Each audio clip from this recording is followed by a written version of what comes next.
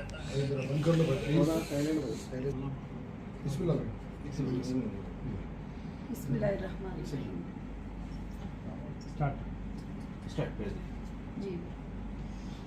आज का एक कॉन्फ्रेंस का जो मकसद है खास कर से ये है कि देश में होने वाले नाइंसाफियों के खिलाफ ऑल इंडिया महिला एम्पावरमेंट पार्टी ने 10 साल पहले कदम उठा चुकी है जस्टिस फॉर ह्यूमैनिटी के लिए, लोगों के इंसाफ के लिए। उसके लिए काफ़ी तकालीफों को बर्दाश्त करना पड़ा, काफ़ी इल्ज़ामों को सहना पड़ा, काफ़ी चीज़ों के लिए ये करना पड़ा। मगर ख़ास कर से आज जो मैं कॉन्फ्रेंस पे जो बात करना चाहती हूँ वो ये है कि हैदराबाद में जो आने वाला लोकसभा इलेक्शन मैं कंटेस्ट करना चाह रही हूँ हैदराबाद एमपी सीट के लिए। और ख़ासकर से जो मैं देख रही हूँ 10 साल और 15 साल से, जो मैं अपने आप से जो चीज़ें देखी हूँ, यहाँ पर डेवलपमेंट के लिए, हमारे यूथ के डेवलपमेंट के लिए, महिलाओं के डेवलपमेंट के लिए जो काफ़ी कमी है उसको दूर करने के लिए ये इलेक्शन में कंटेस्ट करना चाहती हूँ। और दूसरी बात यह है कि इस इलेक्शन को कंटेस्ट करने के लिए लोगों के अंदर 10 साल पहले ही खौफ आ गया था। आप सब इसको जानते हैं कि कई तरह के एफआईआर किए गए, कई तरह का अरेस्ट किया गया, कई तरह से हमारी कंपनी को डैमेज किया गया, कई तरह के इल्जामें लगाए गए। आज भी कुछ यूट्यूबर कुछ जगह पर सोशल मीडिया पर बहुत सारे गलत सलत बातें सब कहते रहते हैं, मगर मैं आप सब मीडिया के जरिए, मेरे भाइयों के जरिए मैं यही मैसेज देना चाहती हूँ कि हमारा कहीं भी कोई रॉन्ग इंटेंशन, गलत इंटेंशन नहीं है। और खास कर से लोगों को तकलीफ ये है कि जब नौहीरा शेख अगर हुकूमत में आ जाएगी, पावर में आ जाएगी, तो अपने बच्चों को बच्चों की तरह देखेगी, अपने बहनों को बहनों की तरह देखेगी, और वो अपने यूथ को, अपने गर्ल्स को, अपने महिलाओं को जो है बहुत ज्यादा एम्पावर में लाएगी। और यहाँ के होने वाले नाइंसाफियों के खिलाफ वो एक स्ट्रांग लड़ाई लड़ेगी। क्योंकि मैं देख रही हूँ कि यहाँ पर पुलिस कभी किसी इंसाफ के तहत नहीं जाती। क्योंकि मैंने फिजिकल देखा है कि हमारा जो एक अफिया प्लाजा के ऊपर एक शोरूम था, एक आउटलेट था 10 साल पहले, उसको लोगों ने जबरदस्ती आके कब्जा किया। हमारी ये पार्टी है, हम वो पार्टी के लीडर, ये पार्टी के लीडर, एक हरा भरा शोरूम आप देख सकते हैं अच्छी तरीके से, और उसको कब्जा किया गया। मेहदीपट्टनम के पुलिस स्टेशन में मैंने 3 बार एफआईआर किया। क्या फायदा है? वो एफआईआर एक पेपर के बराबर है, कुछ मतलब ही नहीं रखता। और उल्टा जिन लोगों के ऊपर जुल्म चला है उनके ऊपर एक्शन लेने के लिए आ जाती, और जो चीजें जहां पर जुल्म होता है वो जुल्म को हटाने के लिए कोशिश नहीं करते। आज मैं इसलिए ये बातें बताती हूँ कि मुझे कभी किसी वक्त में भी ये बातें सुनाने की जो है जरूरत पड़ती थी तो मैं वक्तन ब वक्तन सुनाती रही, मगर मैं इसलिए सुनाना चाहती हूँ कि आज यहाँ कई मुसलमान इस तरह से हुकूमत के नीचे जो है दबे हुए ही और सिस्कियां ले रहे हैं, उनको इंसाफ नहीं मिलती है। कई घरों पे कब्जे है, कई प्रॉपर्टियों पे कब्जे है, जो ताकतवर जो पॉलिटिशियन है वो कब्जा करके बैठ गया है अच्छे अच्छे गरीब लोगों के। मेरे पास 100 से ज्यादा, 1000 से ज्यादा केसेस ऐसे आते हैं और बताते हैं कि आप हमारे घर पे कब्जा हो गया है, हमारी प्रॉपर्टी पे कब्जा हो गया है, यहाँ फलाने जगह पे कब्जा हो गया। मैं बोलूँ कि तुम लीगल क्यों नहीं जाते, तुम जाकर एफआईआर क्यों नहीं करते, तुम बताते क्यों नहीं? आपा इंसाफ कौन करेगा हमारे? क्योंकि यहाँ पर पुलिस पे भी प्रेशर बनाया जाता है कि अगर गलत भी क्यों ना हो तुम जो है उसके ही ऊपर जो है जुल्म कर लो। तो फिर इसी तरह से काफी मर्डर हुए, यहाँ पर रोडों पे मर्डर हुए और वो फाइल 3 महीनों में क्लोज हो जाते हैं। और 2 लड़के जो काम नहीं आने वाले, जो मारने लगाते हैं वो लोग अलग होते हैं, वो फाइल 2 महीनों में क्लोज हो जाती है।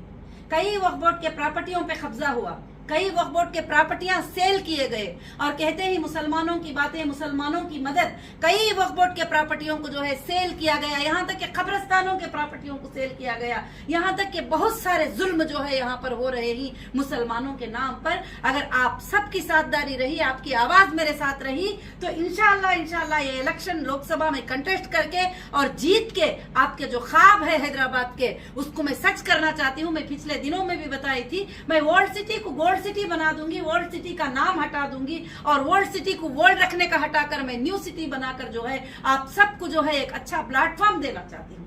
उसके लिए मुझे काफी डैमेज करना पड़ा। मुझे जरूरत नहीं है पॉलिटिकल में आने की, आप समझ सकते हैं। मुझे महलों से नीचे उतर के जाके जो है काम करने की जरूरत नहीं है, किसी के पास गाली खाने की जरूरत नहीं है, एक यूट्यूबर के पास एक बात सुनने की जरूरत नहीं है। मैं सिर्फ इसलिए पार्टी को लॉन्च किया कि मेरे ऊपर 2010 से लेकर जुल्म जुल्म जुल्म जुल्म जब करते थे, ना मैं पॉलिटिशियन थी, ना मेरे बाप दादा पॉलिटिशियन ही, ना मुझे पॉलिटिक्स आती है ना आती थी। और उस वक्त से जब मैंने ये पॉलिटिकल जुल्म को जो देखा, जो असदुद्दीन ओवैसी साहब ने मेरे ऊपर तरह तरह का जो जुल्म किए, जो रात में 12 बजे पुलिस को भेज देना सर्च वारंट देके, और उनको भेज देना, इनको भेज देना, और जीत जाने के बाद भी मैं केस फिर उसको रीओपन कराना और सताना। सिर्फ उनको मेरी एक अकेली औरत से डर लगता है। पूरे देश में जितनी औरतें हैं उनसे उनको कोई डर नहीं लगता, एक अकेली औरत से डर लगता है। अब और घबराए हुए हैं, क्यों कि उनके ऊपर नीचे की कोर्ट में 100 करोड़ का मानहानि केस जो है मैं जीत चुकी हूँ। अब वो हाई कोर्ट को गए हैं स्टे लाने के लिए, क्यों कि एक औरत होने के नाते मुझे बहुत सताया गया है। आप सबको मालूम है कि मेरे ऊपर नाहक का इल्जाम का एफआईआर चलाया गया, और एफआईआर उस वक्त मेरे ऊपर बांधा गया जबकि मेरे पूरे शोरूम रनिंग थे, मेरे लोग हरे भरे जीते थे, मेरे आईबीजी के पूरे मेंबर पूरे इंडिया में पूरे मुसलमान आराम से जीते थे। ये मुसलमान का भाई कहने वाला उन सब के गले दबाने की कोशिश किया, उन सब के पेटों को जो है आज भी जो चीजें रिलीज नहीं होने के लिए पूरे ताकतें उनके जितने ही लगा रहे हैं। जब से मेरी एक ही आवाज है, मैं कहीं भी गलत नहीं हूँ। मैंने हाई कोर्ट में जीत कराई, मैं सुप्रीम कोर्ट में जीत कराई, मैं बोली कहां पर मैंने स्कैम किया, कहां पर गलत किया, आप बताइए, प्रूफ कराइए मुझे। कौन सी बैंक को डुबाया है, किसको डुबाया है, क्या किया है।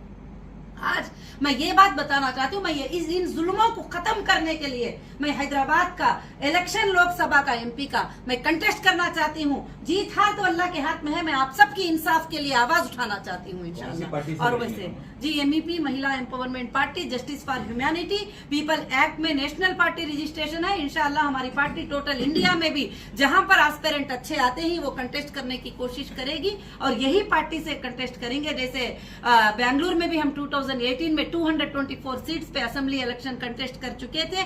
जब मुझे यहाँ पर तेलंगाना में आके अक्टूबर 10 को मैं अनाउंस करती हूँ कि मैं तेलंगाना के 119 सीट्स पे जो है असेंबली इलेक्शन कंटेस्ट करूंगी।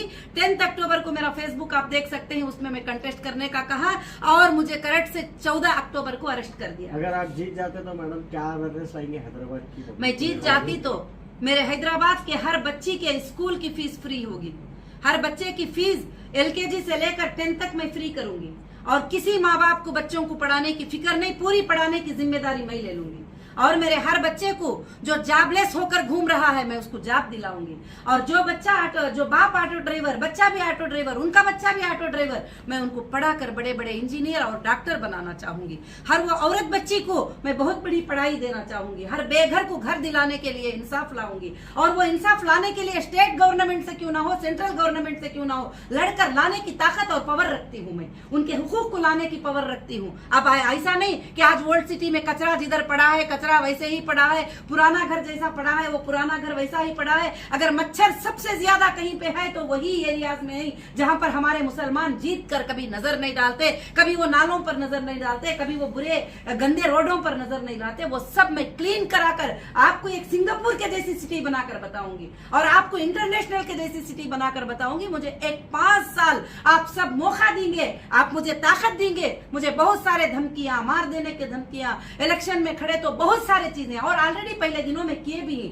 मगर मैं हिम्मत से आपके इंसाफ के लिए लड़ने आती हूँ। अगर मुझे मार भी दिए तो कोई परवाह नहीं है। आप सब आगे यूथ आ जाएंगे एक दिन फिर उठकर कि आप इंसाफ के लिए लड़ने आएंगे। जो हुकूमत 40 साल से चलाकर लोगों को धोखा दे रहे हैं मुसलमानों के नाम पर, उन सबको हटाने के लिए मेरे नौजवान बच्चे और मेरे भाई और बहन सब के सब उठकर आएंगे। तो मैं ये इलेक्शन जरूर कंटेस्ट करूंगी। आज का प्रेस कॉन्फ्रेंस का मेरा यही मकसद है कि आप सब मेरे साथ रहेंगे तो मैं लड़कर जरूर ये इलेक्शन जीत कर आपके लिए वर्ल्ड सिटी को मैं गोल्ड सिटी बनाऊंगी। यही मेरा वादा है। गोल्ड सिटी बनाने का मतलब तुम्हारे घरों में खुशियां, तुम्हारे बच्चों के घरों में खुशियां और तुम सबको आगे बढ़ाने के लिए मैं कोशिश करूंगी। मैडम, जैसा कि हीरा ग्रुप जो है तमाम जो है हैदराबाद सिकंदराबाद में यहाँ तक कि जो है इंडिया लेवल पे काफी बदनाम कर दिया उसको, तो आपको ऐसा क्यों लग रहा कि आप हैदराबाद के हम आपको जिताएंगे बोल के? देखिए, जो बदनाम कर रहे हैं ना वो सिर्फ 10-15 लोग ही, जो मुझे प्यार करने वाले करोड़ों के लोग ही, उनको भी आप एक बार चेक करिए। और 10-15 लोगों को सैलरी देकर बिठाया गया है यूट्यूब के ऊपर, 5,000, 10,000, 6,000, वो सब हमको पता है। और वो बदनाम करने वाले, सुनिए ये बात भी, जब सवाल करे तो पूरा जवाब सुनिए आप देखिए और जवाब भी सुनिए। वो जो लोग बदनाम करते हैं ड्रग्सी हैं, रेपिस्ट हैं, और जो बदनाम करते हैं बैठ के गुंडे ही गलियों के, आप पूछिए मेरे रियल मेंबर्स को मैं क्या हूँ, वो बताएंगे। उनको 20 साल से मैंने क्या लाइफ दिया था और जिस दिन मुझे अरेस्ट किए थे उस दिन वो कितने खुशहाली में थे वो भी पूछ लीजिए। आज भी मैं अगर बेअमानतदार हूँ, मैं कहीं पर धोखा देने वाली हूँ कभी यही, तो वो कोर्ट्स बताएंगे, लोग नहीं बताएंगे। और इंशाल्लाह मुझे उम्मीद है कि हैदराबाद की आवाम मेरे साथ खड़ेगी। मेरे साथ जुल्म हुआ सो बच्चा बच्चा देखा है मुझे। कोई पार्टी से अलायंस करके इलेक्शन में खड़ेंगे? देखिए, मैं अभी फिलहाल तो अपनी पार्टी से अनाउंस की हूँ। जो पार्टी ये कहेगी कि हम तुम्हारे मैनिफेस्टो में तुम्हारे साथ हैं, ये लोगों को साथ देने के लिए हम साथ हैं, जो तुम चाहती हो वो हम करने के लिए साथ है, तो फिर उस पर सोचा जाएगा। आप इंडिपेंडेंट नहीं तो मैं अकेली ताकत रखती हूँ आप सबको मदद करने के लिए। पहले सिंगल मेंबर करेंगे आप तेलंगाना बोल के? जी, तेलंगाना में जो अच्छे एस्पिरेंट दूसरे जगह आ जाएंगे, हमारे पार्टी से उनको टिकट मिलेगी, मगर मैं खास हैदराबादी कॉन्स्टिट्यूंसी असदुद्दीन ओवैसी के ऊपर मेरी फाइट रहेगी। पुराने मैडम आपके जो केसेस थे खत्म हो गए? जी, सुप्रीम कोर्ट में पूरे केसेस जो है जमा है और बहुत सारे केसेस को हाई कोर्ट ने यहाँ पर खत्म किया है। और दूसरी बात, ये पॉलिटिक्स में आने के बाद जब दुश्मना हमला करना शुरू करी तो केसेस का सिलसिला जारी भी रहेगा, खत्म भी होगा, वो कोर्ट देखेंगे। और हम इंसाफ के लिए, जस्टिस के लिए फाइट करने के लिए देखेंगे। जो चीफ मिनिस्टर बन जाते हैं उनके ऊपर भी 100 केस होते हैं, क्योंकि जब रेवोल्यूशन लाना चाहते हैं तो दुश्मन भी उनके जो है 1000 बन जाते हैं, तो वो कुछ मतलब नहीं रखता। और केसेस क्या है आप सबको मालूम है, पेटी केसेस है, बेकार के 50,000 देना है, 7,000 देना है। मगर हीरा ग्रुप क्या है, कितना इनकम टैक्स पे करी है, लोगों को कितना पेमेंट दी है, कितने अच्छे काम करी है, कितने कॉलेजेस बनाई है और कितने बच्चों को पढ़ाई के लिए प्लेटफॉर्म खोली है, ये पूरा इंडिया क्या पूरा वर्ल्ड जानता है। एमआईएम्स के अगेंस्ट ठहरने की वजह कुछ जिद है आपकी या फिर? हाँ, जिद है। जिद है क्योंकि एक औरत होने के नाते, एक उनकी बहन होने के नाते जब वो आगे बढ़ती है तो उसको दबाने के लिए, उसका गला दबाने के लिए तरह तरह की जो कोशिशें की हैं, उस पर भी मेरी जिद है। और दूसरी बात जो है कि एक औरत को सताना क्या होता है वो तो मैंने कोर्ट्स में, लीगल में मैंने बता दिया है। मैं पीछे नहीं गई हूँ, मैं पीछे नहीं भागी हूँ कहीं पर भी, वो मैंने बता दिया है। आज जब पार्लियामेंट में महिला की रिजर्वेशन जो बिल थी, 34% की बिल, आप सब जानते ही उस बिल के जरिए कितने महिलाओं को हक मिलेगा, कितने महिलाओं को ताकत मिलेगी। मगर सारे देश के एमपीओ ने उस पर वोट किया, मगर एमआईएम के पार्टी के 2 एमपीओ ने उन महिलाओं को वोट नहीं किया। मैं उम्मीद रखती हूँ कि अब हैदराबाद की कोई भी महिला जो है उनको वोट नहीं करेगी। मैडम, एक छोटा सा सवाल है, आप जैसा बता रहे, मैं काफी केस मेरे ऊपर डालने के बाद मैं जो है उस सबसे जीत के आगे ही बोल के, फिर आप जीतने के बाद में प्रेस कॉन्फ्रेंस क्यों नहीं रखे? और दूसरी बात यह है कि काफी लोग जो है हीरा ग्रुप वाले हमारे पैसे लेके भाग गए बोल के बोले, तो आप उन लोगों के जिसके भी मतलब जो भी मतलब पैसे लिए या नहीं लिए वो तो अदरवाइज है, मगर जिस किसी को भी आप जो क्लीन करे बोल के बोले उसके बारे में कोई प्रेस कॉन्फ्रेंस? देखिए, एक बात, सुप्रीम कोर्ट ने ऑर्डर दे दिया एसएफआईओ को और सुप्रीम कोर्ट ने कहा कि आखिर नोटिस दे दो, जो भी कस्टमर है वो वहां पर ऑफिस पर पहुंच जाए। मैं तो नाम आम हूँ, वहां कोर्ट स्टेप ले ली है। एजेंसी स्टप ले ली है तो मैं कौन हो सकती हूँ? जो भी लोग जाना है, यूट्यूब में बोलने से कुछ नहीं मिलेगा, गली में बोलने से कुछ नहीं मिलेगा। लीगल जो कस्टमर होता है वो लीगल अप्रोच हो जाएगा। तो सुप्रीम कोर्ट ने सितंबर 31 आखिर डेट दिया था कस्टमर के लिए, जो भी आना है वो आ सकते थे। एक बार जी, आपकी पार्टी का नाम और पार्टी के क्या है? और मेरी आपका पार्टी पूरा का नाम introduction जो है ऑल इंडिया महिला एम्पावरमेंट पार्टी है और उसका स्लोगन है जस्टिस फॉर ह्यूमैनिटी और शॉर्ट नेम है MEP, जस्टिस फॉर ह्यूमैनिटी। मैं उसकी नेशनल प्रेसिडेंट हूँ। आपका पूरा नाम बोलिए। डॉक्टर नौहिरा शेख है जी। Thank you so much.